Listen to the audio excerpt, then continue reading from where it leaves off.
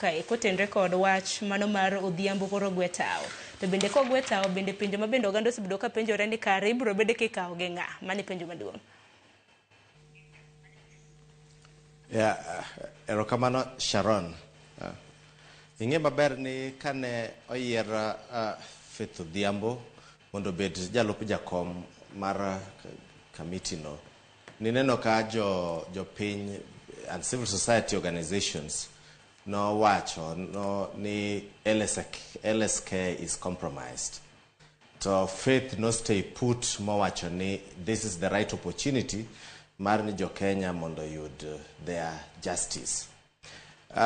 Gimomiyo Faith ogwetao nyaka wang'e ni komiti no nyocha tere court and timelines mancho ketnegi be ne very short.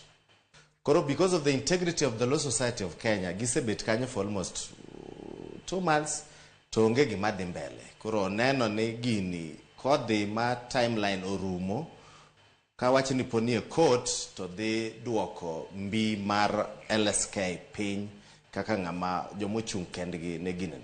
But this is a very important moment ma Kenya ka.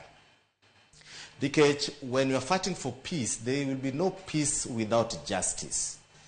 And for the first time, waneno ni sirkal okchuga put madhirango kaka jomano inyore mwandu mano kethre idhi chulgi. Kaka Mheshimiwa Masarabe otemo wacho ni indeed is the right moment maji wuoyo mang'eny. Kisumbua ka wangi jomano chaka association jowa mane ni kucho poko chulgi nyaka chien kawuono. But this is a start. Made wach mar court no room ma odhi a process maber to ji mang'eny ochul, then wadhi dhi a 2027 election ka Kenya is more stable.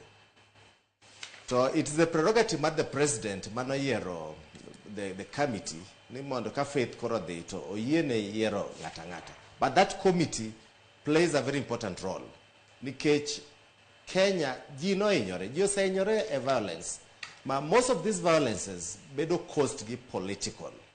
And there's sani wan gi political goodwill mokelo committee madhi miyo ji mondo chul gik mano kethore.